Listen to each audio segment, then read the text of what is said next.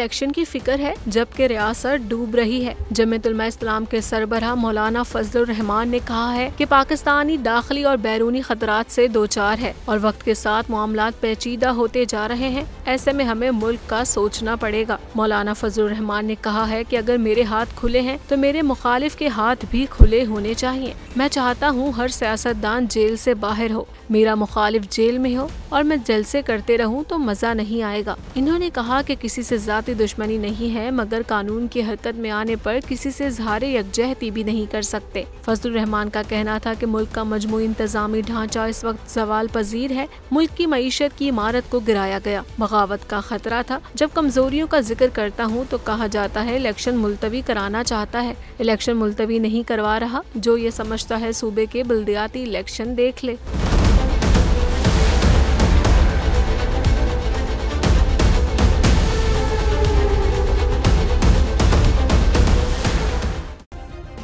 Subscribe करें और bell दबाएं ताकि कोई खबर रह न जाए।